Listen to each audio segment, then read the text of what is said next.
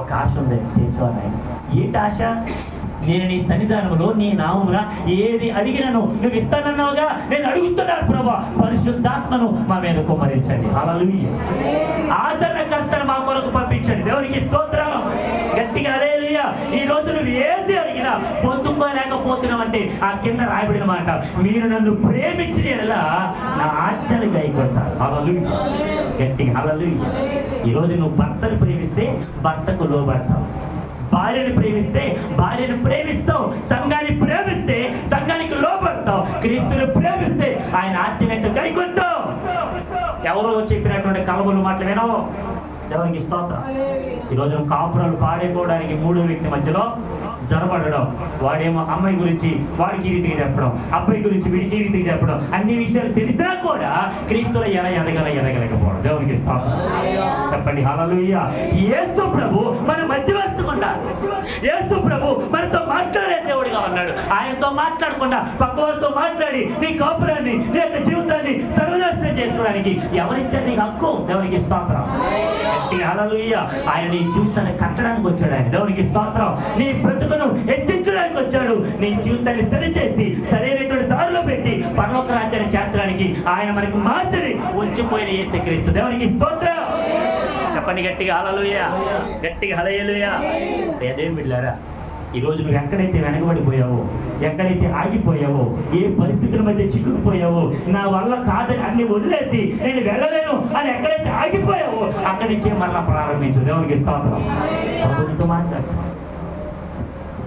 నీ స్థితిగతులు మారట్లేదేమో, నీ బ్రతుకు మారట్లేదేమో. మారకపోవడం గల కారణం మనమే. ఒక మాట చూపించిన రోమపత్రిక అని అంటాడు, మొదటి అధ్యాయము. వాక్యాన్ని క్షుణ్ణంగా నేర్చుకోండి. రోమపత్రిక మొదటి అధ్యాయము, అందులో రాయబడిన ఒక మాట. స్తోత్రం స్తోత్రం. మొదటి అధ్యాయము 18వ వచన భాగం. సత్యమును అడ్డగించి మనుషుల యొక్క సమస్త భక్తిహీనత మీదను దుర్నీతి మీద దేవుని కోపం లోకం నుండి బయలుపరచబడుచున్నది. ఎందుకనగా మరలా 28వ వచన భాగానికి వెళ్దాం. రోమపత్రిక 1:28 వచ్చిన భాగం. మరియు వారు తమ మనసులో దేవునికి చోటు ఇవ్వకపోయారు. దేవునికి స్తోత్రం. గట్టిగా హల్లెలూయా. ఇప్పుడు తమ మనసులో ఎవరికి చోటు లేదు? అమ్మా, ఇంతమంది ఉన్నారు, ఆన్సర్ చెప్పండి. ఎవరికి చోటు లేదు? చెప్పండి చెప్పండి గట్టిగా. ఎవరికి చోటు లేదు? దేవునికి స్తోత్రం. కట్టుకున్న వారికి నీ గుండెలో చోటు లేనప్పుడు అంటే వేరే వ్యక్తికి ఏదో చోటు ఇచ్చినట్టేగా. హల్లెలూయా. ఇప్పుడు నిన్ను ప్రేమించి ప్రాణం పెట్టి నిన్ను జీవితాన్ని సరిచేసి నిలబెట్టి హెచ్చించి గొప్ప చేసిన యేసుక్రీస్తుకి నీ హృదయంలో చోటు లేనప్పుడు ఎవరికో చోటు ఇచ్చినావుగా. ఆడెవడు? సాతాను. ఆడెవడు? అపవాది. వాడెవడు? లోకాధికారి. వాడెవడు? నీ జీవితాన్ని సర్వనాశనం చేసేవాడు. వాడికి చోటు ఇచ్చినప్పుడు యేసు ప్రభు మాట్లాడుతున్నమాట, అపోస్తలుడైన పౌలు రోమా సంఘంతో మాట్లాడుతున్నమాట, వారు దేవునికి తమ మనసులలో చోటు ఇవ్వలేకపోయారు కనుక దేవుడు వారిని చెడు మనసుకి అప్పగించాడు. దేవునికి స్తోత్రం. చెప్పండి హల్లెలూయా. ఈరోజు మనం బలహీనపడుతున్నామంటే అది దేవుడు ఇచ్చిందే గుర్తు. ఈరోజు మన స్థితిగతులు మారట్లేదంటే నువ్వు దేవునికి చోటు ఇవ్వలేదని గుర్తెరుగు. నీ మనసులో దేవునికి చోటు లేదని గుర్తెరుగు. దేవునికి చోటిస్తే ఒక సేవకుడు పాడిన పాట, స్తుతించిన సతన్ పారిపోతాడు. పాట మీ అందరికి పాటించి దేవునికి స్తుతించిన సాతాను పారిపోతాడు. మరి స్తుతి చెల్లించడానికి రావట్లేదుగా అంటే సాతాను పారిపోతాడా? పారిపోతాడా? కునుకు ఏం చేయాలి? కునికితే తిరిగి వస్తాడు. దేవునికి స్తోత్రం. గట్టిగా హల్లెలూయా. నాకు బాగా నచ్చిన మాట ఏంటంటే, మొన్న చనిపోయినటువంటి ప్రవీణ్ పగడాలి గారు ఆయన ఇప్పుడు ఒక మాట అంటాడు, నా రాజు, నా కింగ్, నా ప్రభు. ఆయన మాట్లాడుతున్నప్పుడు అప్పుడు నిజంగా చెప్పాలంటే ఆ రోమాలు లెక్కబడుతాయండి. నా ప్రభు అండి, ఆయన నా కింగ్ అండి. దేవునికి స్తోత్రం. గట్టిగా హల్లెలూయా. ఆయన నమ్ముకున్నప్పుడు మనం ఎందుకు సిగ్గుపడాలండి? ఆయన నమ్ముకున్నప్పుడు మనం ఎందుకు భయపడాలి? ఎవరు అన్నారు, అయ్యా మీరు ఏ సువార్త పరిచయకి వెళ్ళినా కానీ సోషల్ మీడియాలో పోస్ట్ చేయకండి అన్నారు. నాకు ఆ మాట గుర్తొచ్చింది. తమ్ముడు నాకు వెళ్ళినప్పుడు కొన్ని ఫొటోస్ తెస్తే అన్నయ్య మరి పెట్టలేదు ఏంటని నేను అన్నాను, ఒరే కొంతమంది సేవకులకి అన్నారు, ఎందుకు వద్దులే అని అంటూనే ఇంటికి వచ్చిన తర్వాత పోస్ట్ చేశాను. దేవునికి స్తోత్రం. గట్టిగా హల్లెలూయా. దానికి రెస్పాండ్ వచ్చి కొంతమంది అన్నారు, అన్న మీరు మంచి సేవ చేస్తున్నారు, దేవుడు మిమ్మల్ని దీవించింది కాక. ఆ చిన్నపిల్లలందరూ కూడా నిజమే యేసు గొప్ప దేవుడు అని చెప్పగా నిజంగా వచ్చినటువంటి ఆ గర్వం దేవునికి స్తోత్రం. గట్టిగా హల్లెలూయా. రండి వెళదాం, సువార్త పరిచర్యకి రండి. ఇక్కడే ప్రాంతాలు ఇక్కడే కాదు. ఎవరు అన్నారు అయ్యారు ఇక్కడ అన్ని సంఘాలు ఉన్నాయి కదా అయ్యారు, మన ఎందుకు ఇక్కడ చెప్పడం, దూర ప్రాంతాలు కదా. ఎస్, అందుకని మేనలో ప్లాన్ చేసాం అక్కడికి. హల్లెలూయా. గట్టిగా హల్లెలూయా. దేవుని సన్నిధి కోసం, దేవుని యొక్క ప్రణాళికను సంసిద్ధం చేయడం కోసం, ఆయన రాజ్యం యొక్క వాసులుగా మనందరూ కలిసికట్టుగా పనిచేసినప్పుడు దేవుని రాజ్యం త్వరగా దిగి వస్తుంది. హల్లెలూయా. గట్టిగా హల్లెలూయా. ఓకే, చాలా జాగ్రత్తగా దేవుని రాజ్యం గురించి ఒక 3 విషయాలు క్లుప్తంగా మీతో జ్ఞాపకం చేస్తాను. మత్తయి సువార్త 13వ అధ్యాయం తొందరగా తీద్దాం. మత్తయి సువార్త 13వ అధ్యాయంలో రాయబడిన కొన్ని మాటలు. The book of Matthew chapter number 13 verse 4. వారు విత్తుచుండగా కొన్ని విత్తనాలు త్రోవ ప్రక్కన పడిన, పక్షులు వచ్చి వాటిని తినివేశాయి. కొన్ని విత్తనాలు మన్ను పడెను, అక్కడ లోతుగా ఉండనందున అవి వెంటనే మొలిచిని గాని సూర్యుడు ఉదయించినప్పుడు అవి మాడి వేడి లేనందున ఎండిపోయాయి. కొన్ని ముండ్ల పొదలలో పడెను, ముండ్ల పొదలు ఎదిగి వాటిని అణిచివేశాను. కొన్ని మంచి నేలను పడి ఒకటి 100 గాను, ఒకటి 60 గాను, ఒకటి 30 గాను ఫలించెను. చెవులు గలవాడు వినుగాక అని చెప్పాను. దేవునికి స్తోత్రం. ఇది విత్తువాని ఉపమానం. యేసుక్రీస్తు ప్రభువు వారి శిష్యులతో మాట్లాడుతారు. చెప్పండి, ఏ ఉపమానం ఇది? ఏ ఉపమానం? విత్తువాని ఉపమానం. దేవునికి స్తోత్రం. ఏం చేయాలి సిస్టర్? ఏం చేయాలి బ్రదర్? Very good. హల్లెలూయా. చెప్పండి హల్లెలూయా. గట్టిగా హల్లెలూయా. పోలే కుటుంబంలో ఒక్కడైనా వచ్చారు ఆమె. గట్టిగా హల్లెలూయా. బాగా వినండి. ఈ విత్తువాని ఉపమానంలో యేసుక్రీస్తు ప్రభువు వారు శిష్యులందరితో మాట్లాడుతున్నమాట. ఈయన చెప్పుకుంటూ వెళ్ళిపోతున్నాడు, వాళ్ళకి ఏం అర్థం కావట్లేదు. అన్ని చెప్పుకుంటూ వెళ్ళిపోయి చివరిలో మాట అన్నాడు, చెవులు గలవాడు వినును గాక. అందరూ చెప్పండి మాట, చెవులు గలవాడు. గట్టిగా, చెవులు గలవాడు వినును గాక. ఈ రోజున సంఘములో ఏ వాక్యం చెప్తున్నారో వినను కానీ సంఘములో సేవకుడు మన గురించే చెప్పారా అనే మాటలు బాగా ఎత్తరాం. దేవునికి స్తోత్రం. ఇది ఏదైనా ఒక మొక్క మీద మాట్లాడాలి. దేవునికి స్తోత్రం. లోపల ఉంచుకొని బయట కూడా మాట్లాడి. ఎందుకని ఎవరు మోసం చేయడానికి నీ జీవితం? యేసుక్రీస్తు ప్రభువులను మోసం చేయగలవా? ఆయన సంఘాన్ని మోసం చేయగలవా? యేసు ప్రభు ఏమంటే తెలుసా? కొరింథీ పత్రికలో అపోస్తలుడైన పౌలు కొరింథీ సంఘానికి రాస్తూ 3:16 ఇదిగో మీరు దేవుని ఆలయమై ఉన్నారని మీరు ఎరిగారా? ఎవడైనాను దేవుని ఆలయమును పాడు చేసిన ఎడల దేవుడు వారిని బాగు చేస్తాడు కదా. గట్టిగా, ఎవడైనా దేవుని ఆలయమును పాడు చేస్తే వాడేమైపోతాడు? దానికి నా శరీరం ఉందండి, నా భార్య ఉంది, నా భార్యను కొడుతున్నానండి నేను. నా భార్యను కొడుతున్నప్పుడు నేను బాగుంటానా? చెప్పండమ్మా. నా భార్యను కొడితేనే బాగుంటానా? నా భార్యను తిడితేనే బాగుంటానా? నా పిల్లలను కొడితేనే బాగుంటానంటే బాగోవు. ఎందుకంటే వాళ్ళు నీలో ఒక పార్ట్. హల్లెలూయా. వారు నీలో ఏకమై ఉన్నారు. దేవునికి స్తోత్రం. నీలో నుంచి వచ్చారు నీ పిల్లలు. కాబట్టి వాళ్ళు కొడితే నువ్వు బాధపడతావు. వాళ్ళు నిద్రపోయిన తర్వాత ఆ దెబ్బలు చూసి దగ్గరికి వెళ్ళి నూనె రాస్తూ ఎంత కన్నీరు కాల్చిన దెబ్బలు పోవు. గట్టిగా హల్లెలూయా. అలాగైతే నీ సంఘంలో ఉండేటువంటి నీ విశ్వాసులకు, నీ యొక్క సంఘ సహోదరులకు నువ్వు ఏమి చెప్పాలని చెప్పాలి. క్రీస్తులో ఎదగండి, దేవుళ్ళు ఎదగండి, క్రీస్తులో ఇంకా పాలుపొమ్మలు పొందుకోండి, పాటలు నేర్చుకోండి, ప్రార్థన నేర్చుకోండి, ఇంకాను హెచ్చింపని అని చెప్పాలి క్రీస్తులో. దేవునికి స్తోత్రం. హల్లెలూయా. లేదు నువ్వు పాడైపోవడం, ఎదుటి వారిని పాడేస్తే నీకు నువ్వే నాశనం కూడా తెచ్చుకుంటున్నావేమో అని ఇక ఆ కొరింథీ పత్రికలో ఆ కొరింథీ సంఘంలో అపోస్తలుడైన పౌలు మాట్లాడుతూ ఉన్నాడు. దేవునికి స్తోత్రం. గట్టిగా హల్లెలూయా. చెవులు గలవాడు వినుగాక. హల్లెలూయా. ఇంచుమించు ప్రకటన గ్రంథంలో 7 సంఘాల్లో ఆయన అన్ని విషయాలు చెప్పుకుంటూ ఆ సంఘాల గురించి రాస్తూ కింద ఒక మాట అంటాడు, సంఘములతో ఆత్మ చెప్పుచున్న మాట. పూర్తి చేయండి. సంఘములతో ఆత్మ చెప్పుచున్న మాట.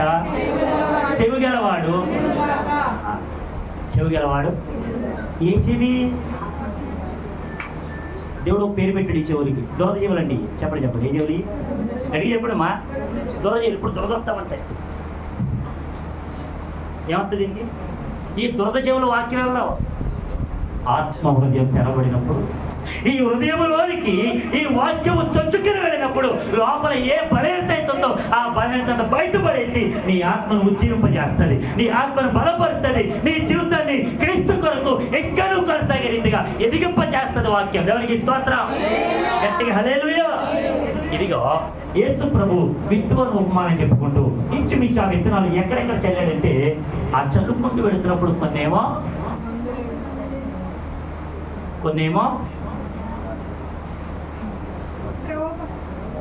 Very good. మొదట ఎక్కడ పడ్డాయి చెప్పండి, అందరూ చెప్పండి. ఎక్కడ పడ్డాయి? త్రోవ ప్రక్కన పడ్డాయి. 2 రాతి నేలలో పడ్డాయి. 3 ముళ్ళ పొదలో పడ్డాయి. 4 మంచి నేల పడ్డాయి. అందరూ చెప్పండి, ఎన్ని నేలలు? 4 నేలలు. ఒకటి అమ్మా చెప్పరేంట్రా, సరి కూర్చోండమ్మా. ఎక్కడ పడ్డాయి? గడికి చెప్పు ప్రవీణ్, అసలు 10th క్లాస్. ఓకే, ఎక్కడ పడ్డాయి? త్రోవ ప్రక్కన పడ్డాయి. 2 రాత్రి నేల పడ్డాయి. 3 ముళ్ళ పొదలో పడ్డాయి. 4 హల్లెలూయా. నేను వచ్చే ఆదివారం అడిగితా.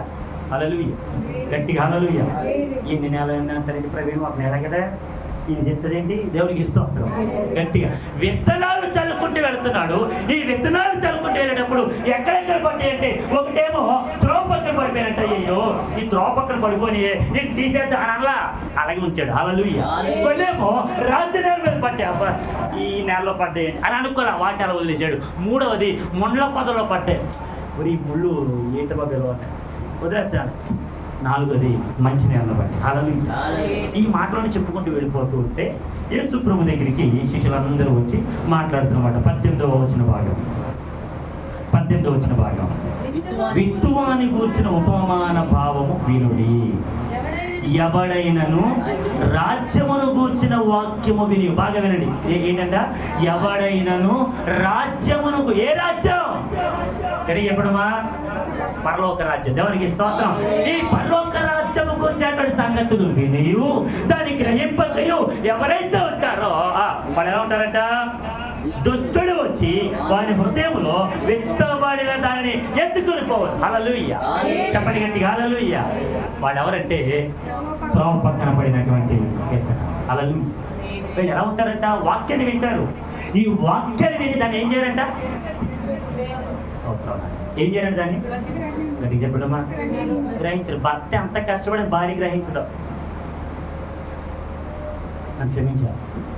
భర్త ఎంత చెమట వచ్చి కష్టపడి ఇంటికి వచ్చినా ఏం తెచ్చో అని అన్న భార్య బాధ్యత కలిగిన భార్యనా? మాట్లాడరే? నా పెళ్లి కాలేదు ఇంకా. ఓకే, స్తోత్రం. హల్లెలూయా. కొంతమంది బరే మాట్లాడతారు. అలాగే భార్య కష్టపడి ఇంటికి వచ్చినా కానీ నువ్వే చేసేస్తానంటే అన్నీ నేను లేకపోతే నీకు విలువ లేదు. మరి ఎక్కడికి ఊరికిన మాటల. హల్లెలూయా. చెప్పండి హల్లెలూయా. హల్లెలూయా. ఇప్పుడు నాకు లైసెన్స్ వచ్చింది. హల్లెలూయా. దేవునికి స్తోత్రం. ఈ లైసెన్స్ బట్టి మనం ఏదైనా క్రాస్ చేయొచ్చు. హల్లెలూయా. ఏ బార్డర్ అయినా దాటిపోవచ్చు. హల్లెలూయా. మన రీసెంట్గా యూట్యూబ్లో ఒక ఆయన మన భారతదేశం ఇండియా బైక్ వేసుకొని పాకిస్తాన్ బార్డర్ దాటి పాకిస్తాన్కి వెళ్ళాడు. అక్కడికి వెళ్తే వాళ్ళందరూ కూడా ఆ పేపర్లను చూసి, బాబు నువ్వు ఎన్ని పేపర్లు చూపించినా మా పాకిస్తాన్ బార్డర్ అడుగు పెట్టడానికి కుదరదు, నువ్వు ఏ దారిని వచ్చావో అలాగే వెనకెక్కు అని పంపించేశారు. ఒక ఆయన ప్రపంచ యాత్ర చేస్తాడు. కొన్ని వేల దేశాలు, క్షమించాలి, కొన్ని 100 దేశాలు తిరిగాడు. ఆ 100 దేశాలు ఇండియా బైక్ వేసుకుని వెళ్ళిపోయాడు. ఎందుకు ఈ మాట చెప్తానంటే, భర్తగా నువ్వు ఎంతైతే కష్టపడి వస్తున్నావో నీ భార్య నేను గుర్తించాలని విలువేవాడు. దేవునికి స్తోత్రం. గట్టిగా హల్లెలూయా. ఒకరు ప్రార్థన చేస్తే ప్రార్థనా పరుడు అయితే నీ భార్య నీకు తోడుగా ఏమండి ప్రార్థన టైం అయింది రండి అని చెప్పగలిగిన భార్యగా ఉండాలి నీ భార్య. ఒకవేళ భార్య భక్తిపరురాలు అయితే నీ భర్త ఇంటికి లేట్గా వస్తే ఏమండి ఈరోజు ప్రార్థనకి వెళ్ళాలి, మనం త్వరగా దేవుని సన్నిధికి రెడీ అవ్వాలి. ఏంటి ఇంత లేట్ అయిందేంటి? ఎవరు ఓనర్ గారు ఎవరు? ఆ యజమానులు ఎవరు? నేను మాట్లాడుతున్నామండి అని ఆయనతో ఏమండి ఈరోజు మేము చర్చికి వెళ్ళాలి, త్వరగా మా ఆయన అని అడగాలి భార్య. కొంతమంది భార్యలు అంటారు లేట్గా వస్తున్నావా, ఇంకా లేట్గా రా, పర్లేదులే, లేట్గా వస్తున్నావా పర్లేదు, ఈరోజు ప్రార్థన ఎగ్గొట్టేసాం, మంచి పని చేసాం, కొంచెం లేట్గా రా, రేపు పొద్దున కూడా ఇంకో కొంచెం లేట్గా. దేశం కోసం ప్రార్థనకి వెళ్ళొద్దు, మనమే ఉపవాస ప్రార్థనకి వెళ్ళొద్దే, ఏం చేయొద్దు, మనం జీతం ఏదే ఏం సంపాదిస్తారు అని అడిగే భార్యలు భర్తలు లేకపోలేదు. హల్లెలూయా చెప్పండి హల్లెలూయా. బాగా వినండి, ఈ త్రోవ ప్రక్కన పడినటువంటి విత్తనాలు ఏ రీతిగా ఉన్నాయంటే ఇవి ఫలించడానికి లేదంటే ఎదగడానికి అలా ఉంటున్న సమయంలో వాళ్ళు ఏం చేస్తారంటే వినడానికి వాక్యం వచ్చారంట, ఆ వాక్యం యొక్క లోతుల్లో గ్రహించారంట. దేవునికి స్తోత్రం. కొంతమంది ఎవరు ఇలాగ అన్నారు, నేను ఎవరు కొనమన్నారు స్థలాలు? మా కోసం కొనవా? మేము చెప్పాము నీకు పిల్లలు అంటున్నారంట. ఎవరినే బలి చూస్తున్నాను, ఎప్పుడు మాసం మొక్క దొరుకుతుంది అడుగుతారు మింగేదని కాగిలాగా. దేవునికి స్తోత్రం. హల్లెలూయా. కొంతమంది పిల్లలు అంటారంట తల్లిదండ్రుల్ని, ఎవరి కోసం కొన్నావు, ఎవరి కోసం అప్పులు చేసావు? మేము చేయమన్నావా? నేను తీర్చాను అప్పు.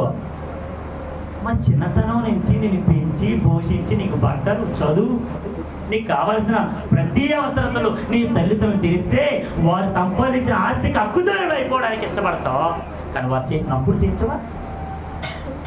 వారు చేసినప్పుడు నీ కోసం కాదు, వాళ్ళ కోసం తినడానిక, వాళ్ళు కోట్లు మేడలు సంపాదించుకోవడానిక, నీ కోసం కాదా? నిన్ను పెంచడం కోసం కాదా? అలాగే చాలామంది యేసు ప్రభువు వారు శిలువ మీద ఉంటే ఆయన చూస్తూ కింద నడుచుకున్న వారు వెళుతూ తలలు చూచి, ఒరే భలే జరిగింది రీడిగా, భలే జరిగింది రీడిగా, వీడు 3 రోజుల్లో దేవాలయాన్ని పడగొట్టి లేపేస్తానన్నాడు, వీడికి భలే శాస్తి జరిగిందిరా అని యేసు ప్రభు శిలువ మీద ఉంటే రక్తం కారుతూ ఉంటుంటే ఆ 3 బ్రేకుల మీద వేలాడుతూ ఉంటుంటే తలలూచుకుంటూ వెళుతున్నారంటే ఈరోజు అలాగా తలలూపేవాడు మన మధ్య లేరా? సేవకుడు నడుచుకుంటూ వెళ్తూ ఉంటుంటే సేవకుడు వందనాలు చెప్పకుండా, సేవకుడు ఇంటిలోనికి ఆహ్వానించకుండా అలా వచ్చాయారా భయపెట్టుకొని ఆయన తలలు వచ్చేవారు, నీ గురించి నా గురించి చెడ్డగా మాట్లాడేటువంటి వారు, హేళన చేసేటువంటి వారు, అనేక రీతిగా వ్యతిరేకంగా మాట్లాడేటువంటి వారు మన మధ్య లేరంటే ఉన్నారు. వారు ఎలాంటి వారంటే వాక్యాన్ని వింటారు కానీ గ్రహించారు. దేవునికి స్తోత్రం. చెప్పండి గట్టి హల్లెలూయా. కొంతమంది అంటారు, మేము ప్రతిరోజు కష్టపడుతున్నామండి, ఎంత కష్టపడినా కానీ అప్పులు తీరట్లేదండి. మరి వచ్చిన నెలలో నువ్వు ఖర్చు పెట్టవుతుంటే అప్పులు ఎంత తీరుతాయి? హల్లెలూయా చెప్పండి హల్లెలూయా. ఖర్చు పెట్టడానికి ముందు ఎంతైతే వస్తుందో దాంట్లో ఈరోజు అప్పు తీరడానికి లేదంటే నెలబాకి తీరడానికి ఎంత తీసి పక్కన పెట్టాలి, దేవుని యొక్క కానుక ఎంత తీసి పక్కన పెట్టాలి, ముందుగా దేవునికి నేను ఏం చేయాలి, ఎంతగా దేవుని ఆరాధించాలి, అతను వింటున్న వాక్యాన్ని బట్టి నేను దేవునికి ఎంత చెల్లించినా చాలా తక్కువ కదా అని ఆలోచించి దేవుని కొరకు ముందుగా ప్రయాసపడి పరుగులెత్తుకుంటూ వచ్చిన వాడు తమ అప్పుల పరిస్థితులను కూడా ప్రభు మార్చగలరు. దేవునికి చెప్పండి గట్టి హల్లెలూయా. దేవుని కోసం కష్టపడిన ఏ వ్యక్తిని కూడా ప్రభు ఎన్నడూ సిగ్గుపరచలేదు. ఒక ఆయన వాక్యం చెప్తూ సాక్ష్యం చెప్పాడు ఒక సేవకుడు తెలంగాణలో. ఆ సేవకుడు ఒక రోజున చర్చిలోకి వెళ్ళి అలాగా ప్రార్థన జరుగుతున్న సందర్భాల్లో అక్కడికి వెళ్ళి కూర్చున్నాడు. చర్చి అంతా అయిపోయింది, కానుకలు పడతా ఉన్నారు. ఈ కానుకలు పట్టేటప్పుడు అందరూ కూడా చేతులు ఏదో కానుక తీసుకొని అందరూ వచ్చి ఇక్కడ కానుకలు బాక్స్ ఉంటాయి, ఆ కానుకలు పెట్టులు వేస్తూ ఉంటున్నప్పుడు అతని దగ్గర చిల్లి కావాలి రూపాయలు జోబులో.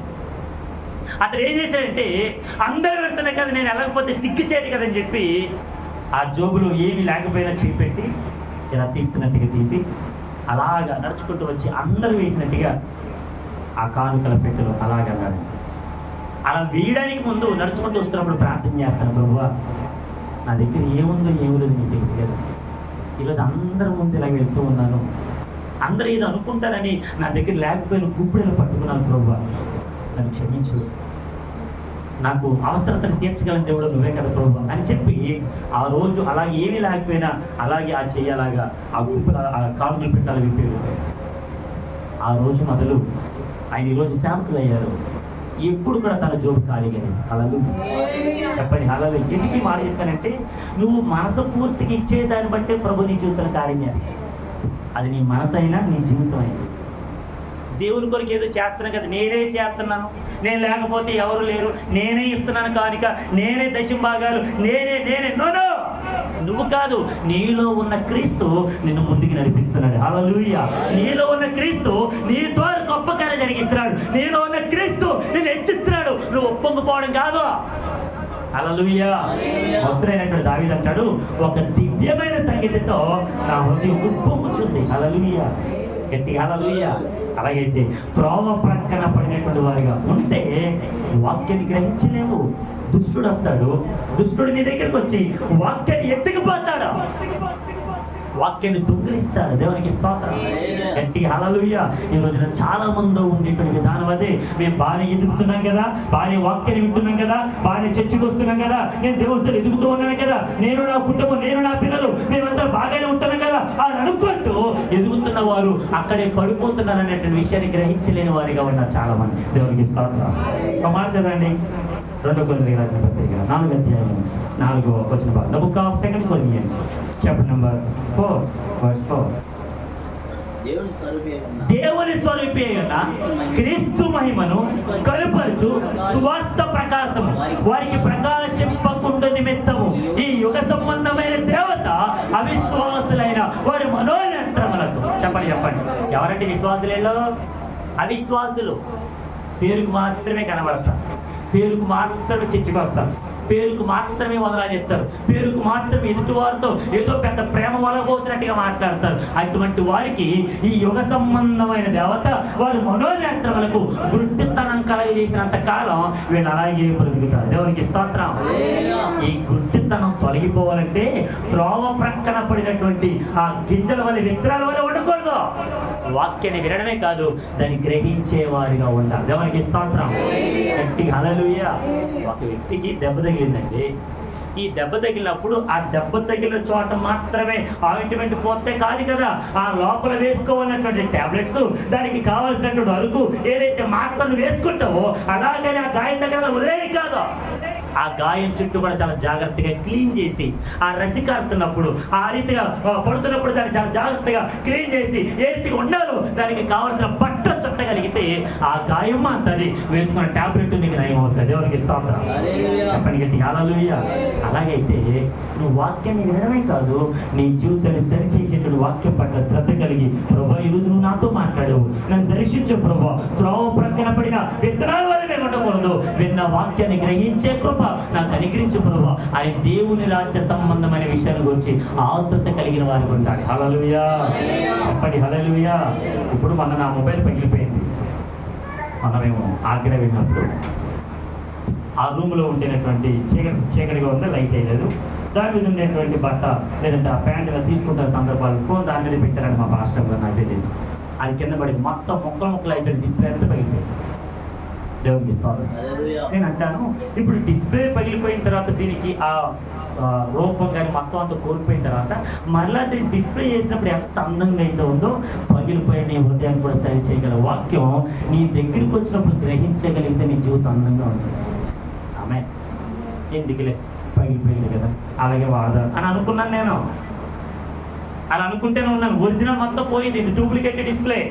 ఎంత డూప్లికేట్ చేసినా మొదటి స్థితి రాదు. దేవుని దగ్గరికి వస్తే మన పాత జీవితం అంతా తొలగించి నూతన జీవంతో, నూతన ఆత్మీయతలో, నూతనంగా మన ఆత్మను పెంపొందించే వాక్యం మన దగ్గరికి వచ్చినప్పుడు గ్రహించగలిగిన వారు ఉంటే మన ఆత్మీయ జీవితం బాగుపడుతుంది. అలాగే చెప్పండి గట్టిగా హల్లెలూయా. ఇంకో మాట చెప్తే బాగుంచి పెట్టుకొని ప్రతిరోజు మన ఆత్మీయ జీవితం నూతన పరుచుకుంటూ వెళ్ళాలి. నూతన పరచుము దేవా నీ కార్యములు ఏంటంటే నూతన పరచుము దేవా నీ కార్యములు నా ఎడల, నాలో నూతనముగా నీ కార్యములు పుట్టించు అని ఎప్పుడు అడగాలో? ఇక్కడికి వచ్చినప్పుడు అడగాలి. ఆమె గట్టిగా హల్లెలూయా. బురదలో తిరిగినంత సేపు కూడా బురద బాగుంటుందంట పందికి. దాన్ని ఎంత క్లీన్ చేసినా సరే, ఎంత సెంటు పూసినా సరే, మరలా ఎక్కడికి వెళ్ళాలనుకోలేదు, బురదలోకే. ఈ రోజున మనిషిని నా ప్రభు సరిచేసి తన రక్తం ద్వారా పరిశుద్ధపరిచి, తన జీవితాన్ని పరిశుద్ధపరిచి నూతనంగా నిర్మించిన తన జీవితంలో నాకు వద్దు ప్రభు, నువ్వు నాకు మరల ఈ లోకమే కావాలి, నీ సన్నిధిలో ఉండను ఆయన. ఉపవాస ప్రార్థనలో కానీ, దేశం కోసం ప్రార్థనలు కానీ, ఏ కృతజ్ఞత కూడా నేను ఏర్పాటు చేసుకున్నాను ప్రభు. వాళ్ళు పెట్టుకోవట్లేదు కాబట్టి నేను పెట్టుకున్నాను ఆయన. ఎంత డబ్బు ఖర్చు పెట్టాలి ప్రభు, నా వల్ల అవ్వట్లేదు ఆయన అని అనుకుంటూ ఉండేటువంటి మన జీవితాల్లో ప్రభు ఏ కార్యం చేస్తాడండి? నువ్వు పనికెళ్ళి కష్టపడిన రూపాయి వచ్చినప్పుడు ఆశీర్వాదాలు కూడా నువ్వు కష్టపడితేనే, నీ కోసం సంఘం ప్రార్థిస్తేనే ఆశీర్వాదాలు వస్తాయి. నీ కోసం సంఘం ఆసక్తితో ప్రార్థన చేస్తుంది. ఆ సంఘ ఆత్మీయతను బట్టి, సంఘం చేసేటువంటి ప్రార్థన ఫలితను బట్టి ఈరోజు మనందరం సజీవులుగా ఉన్నాం. దేవునికి స్తోత్రం. గట్టిగా హల్లెలూయా, గట్టిగా హల్లెలూయా. నేను చెప్పి ముగిస్తా ఉన్నాను. చివరి మాట చదవని మాట అదే 19వ వచన భాగం. దుష్టుడు వచ్చి వాని హృదయంలో విత్తబడిన దానిని ఎత్తుకొని పోవును. త్రోవ ప్రక్కన విత్తబడిన వాడు దేవునికి స్తోత్రం. దీనికి అనుగుణంగా ఒక మాట మీద జ్ఞాపకం చేసి దీన్ని ముగిస్తారు. ఇందాక చదవబడిన లేఖన భాగం 1 కొరింథీ పత్రిక 1వ అధ్యాయము 28వ వచన భాగంలో రాయబడిన మాట. స్తోత్రం. 1 కొరింథీ పత్రిక, క్షమించాలి, రోమీయులకు రాసిన పత్రిక 1వ అధ్యాయము 28వ వచన భాగం. మరియు వారు తమ మనసులో దేవునికి చోటు ఎనలక చేయరాని కార్యములు చేయుటకు దేవుడు వారిని అప్పగించెను. అట్టి వారి సమస్తమైన దుర్నీతి చేతను, దుష్టత్వము చేతను, లోభము చేతను, ఈర్ష్య చేతను నిండుకొని మత్సరము, నరహత్య, కలహము, కపటము. చూడండి ఏమన్నారంట, అట్టి వారు ఎప్పుడైతే దేవునికి తమ మనసులో చోటు ఎనవరో అటువంటి వారిని దేవుడు ఎక్కడికి అప్పగించాడంట? తమ మనసులను భ్రష్ట మనసుకు వారికి అప్పగించాడు. దేవునికి స్తోత్రం. భ్రష్టత్వం. కొంతమంది అంటారు, ఏమండి మా పిల్లలను మంచి స్కూల్లో చదివిస్తాను కానీ వాడు చదువు అవ్వట్లేదండి. మంచి స్కూల్లో మంచిగా ఉండేటువంటి లెక్చరర్స్, టీచర్స్ అందరూ బాగానే ఉన్నారండి, అయినా మా వాడికి చదువు అవ్వట్లేదండి. ఈరోజు నా సంఘాలు కూడా ఎంత బాగా వాక్యం చెప్పినా కొంతమందికి వినే ఓపిక ఉండదు. కబుర్లు చెప్పుకోవడానిక, చక్కగా మాట్లాడుకోవడానిక, చక్కగా నవ్వుకోవడానికి ఎంత సమయం ఇచ్చిస్తారంటే దేవుని సన్నిధిలో కొంతసేపు ఆ వాక్యాన్ని విని, ప్రభువా నువ్వు నాతో మాట్లాడుతున్నావు కదా, నీ వాక్యానికి నేను చెవి యొక్కాలి, నువ్వు నాతో మాట్లాడుతున్నావు కొందనాలు. అందుకని వాక్యానికి ముందు మనందరం ప్రార్థన చేస్తున్నాం, ప్రభువా నీ వాక్కుతో నాతో మాట్లాడయ్యా, నన్ను దర్శించు ప్రభువా అని ప్రార్థన చేసిన మనమే ఆయన మనతో మాట్లాడుతున్నప్పుడు వినకుండా ఉంటే ఆయనకేం మాట్లాడతాడు? హల్లెలూయా చెప్పండి. హల్లెలూయా. చివరి మాట, అసలు దేవుని రాజ్యం ఎలా ఉంది? రోమపత్రిక 14:17. రోమపత్రిక ముగిస్తున్నాను. రోమపత్రిక 14వ అధ్యాయము 17వ వచన భాగం.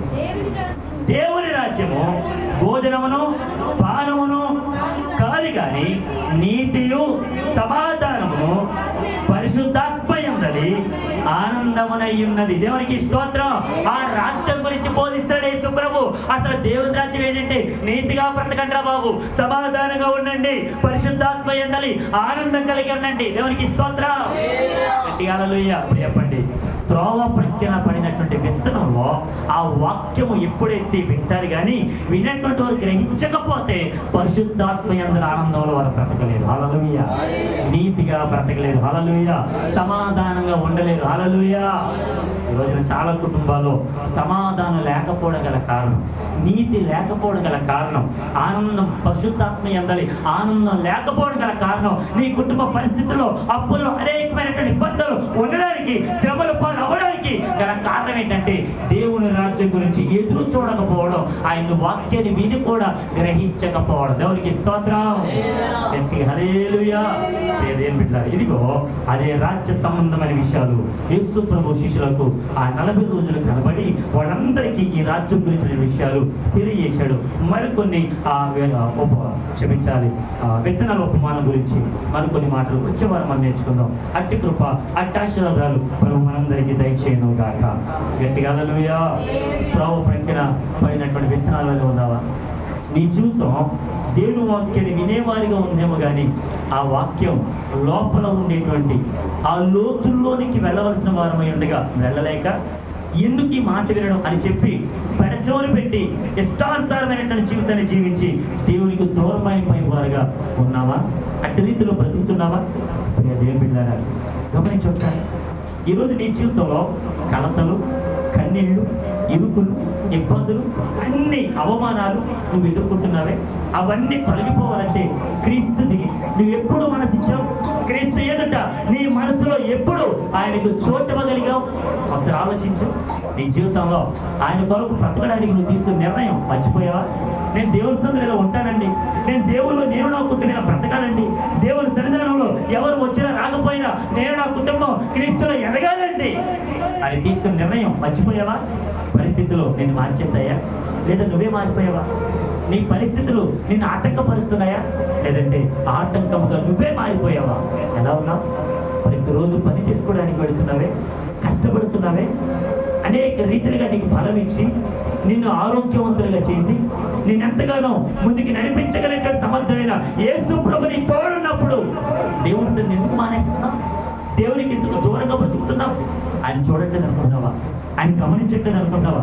నువ్వేం చేస్తున్నావో, నువ్వు ఏం మాట్లాడుతున్నావో, ఎవరితో ఏ రీతిగా ముచ్చటిస్తున్నావో, ఏ రీతిగా సంఘము గురించినటువంటి విషయాలు ఏ రీతిగా నువ్వు కైకొంటున్నావో అన్నీ నా ప్రభు చూస్తూ ఉన్నాడు. అన్నీ చూస్తూ ఉన్నాడు. ఎప్పుడు తీర్పు ఇవ్వాలో ఆయన ఇస్తాడు. ఆయన తీర్పు ఎట్లా ఉంటుందో తెలుసా? ఆయన తీర్పు ఎట్లా ఉంటుందో తెలుసా? నమ్మకమైన వారికి వెంటనే దిగొచ్చినట్లుగా నమ్మకత్వం కోల్పోతే, నమ్మకమైనటువంటి వారిగా లేకపోతే మన బతుకులు ఎలా ఉంటే ఆలోచించు. నీ భార్య పట్ల నీకు నమ్మకత్వం ఉందా? నీ భర్త పట్ల నీకు నమ్మకత్వం ఉందా? తల్లిదండ్రుల పట్ల నమ్మకమైనటువంటి పిల్లలుగా మీరు ఉండగలుగుతున్నారా? తల్లిదండ్రులారా, మీ పిల్లలకు నమ్మకాన్ని నేర్పించగలుగుతున్నారా? నువ్వు ఎలాగపోగా వారిని పంపించకపోగా దేవునికి దూరం చేస్తున్నావా? దేవుడు చేసిన కార్యాలు గుర్తుండట్లేదా? ఒకసారి ఆలోచించు. ఒకసారి ఆలోచించు. ఎందుకు దూరం అయిపోతున్నావు? దూరంగా బ్రతికి ఆయన రాజ్యాన్ని చేరుకోగలవా?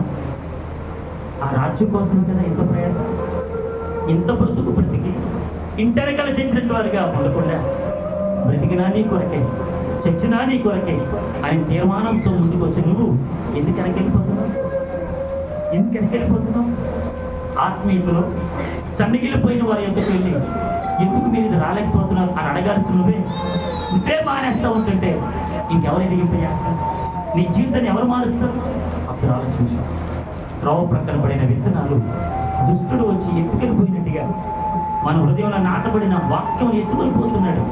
అందుకే మనం అడగలేకపోతున్నాం, అందుకే మనం నశించిపోతున్నాం, అందుకే మనకి అప్పులు, అందుకే మనకి పరిస్థితులు, అందుకే మనకి శ్రమలు, అందుకే మనకి ఇబ్బందులు.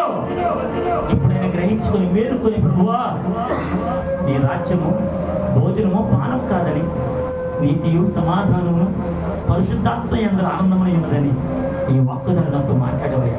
నన్ను దర్శించిన ఆయన నా బ్రతుకును మార్చిపోవు. నీకు నమ్మకం ఉంటానయ్యా.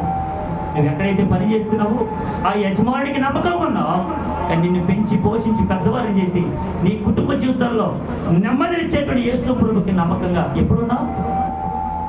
ఎప్పుడున్నావండి?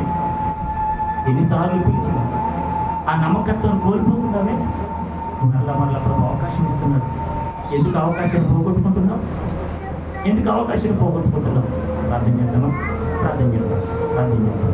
పరిశుద్ధుడు అయిన మా పరమ తండ్రి, నీకు వందనాలు. ఈ మధ్యాహ్న కాలంలో విన్న వాక్యాన్ని బట్టి నీకు స్తోత్రాలయ్యా. మా జీవితాలు మీరు జరిగించిన ప్రతి అద్భుత కార్యాలను బట్టి నీకు వందనాలు నాయన. మా మనసులో నీకు చోటు ఇవ్వకపోతే మీరు మమ్మల్ని భ్రష్ట మనసుకు అప్పగించినట్టు మేము భ్రష్టులమైపోతున్నాం అయ్యా. మమ్మల్ని క్షమించండి అయ్యా. భ్రష్ట మనస్సుతో నుంచి విడుదల కలిగించండి. మా మనసులో నీకు చోటిస్తావయ్యా. మా హృదయాంతరంగాలు నీకు చోటిస్తావు. మాతో ఉండవా?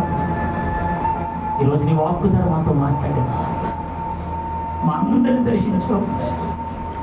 నీ రాజ్యము కొరకినటువంటి ప్రయాస, నీ రాజ్యము కొరకు ఎదురు చూసే కృప మాకు అనుగ్రహించండి.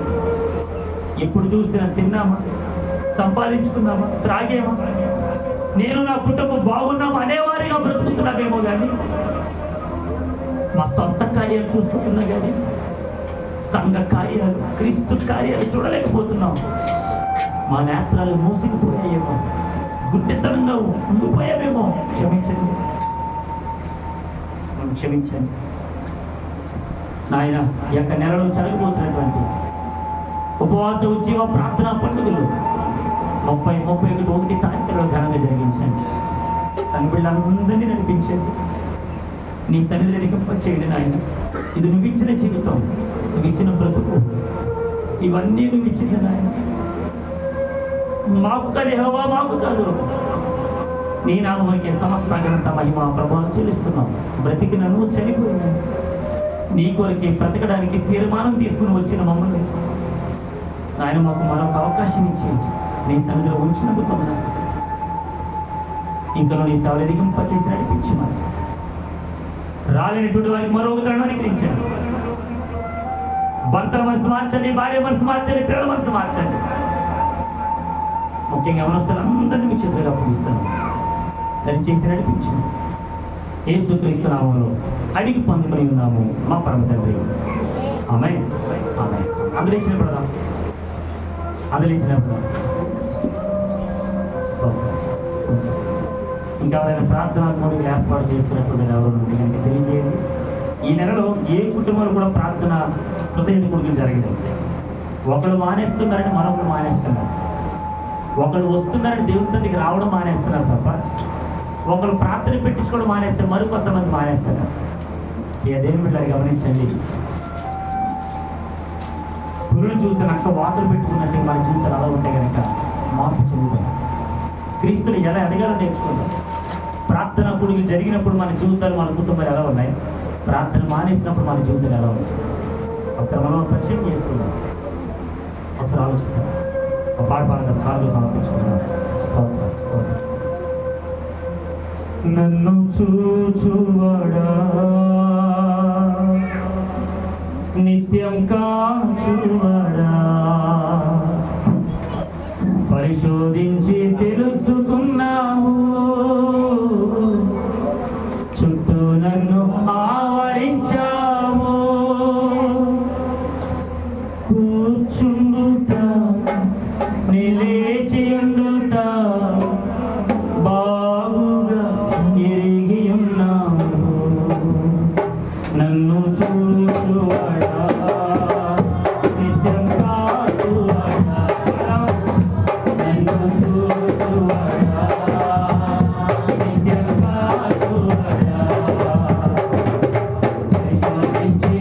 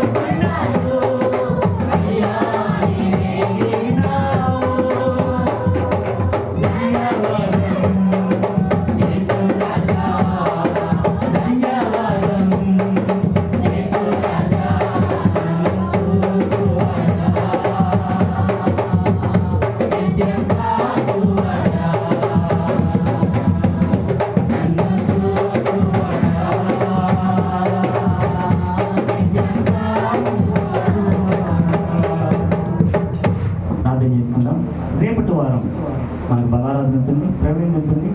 దానికి ముందు 2 రోజులు ఉపవాస ఉద్యోగ ప్రార్థన పండుగ జరుగుతుంది. ప్రతి ఒక్కరు సిద్ధపడి కుటుంబ సమేతంగా ఆ ప్రార్థన కొడుకులు పొందాలని ప్రభుపేట మనం చేస్తే ఎవరైనా ప్రార్థన కొరకు ఏర్పాటు చేసుకునే వారు ఉంటే కనుక తెలియజేయండి. ప్రార్థన కొరకు ఏర్పాటు చేసుకున్న ప్రార్థన చివరి ప్రార్థన బుధవారం మన ప్రియులు ఆశీర్వాదం జరుగుతుంది.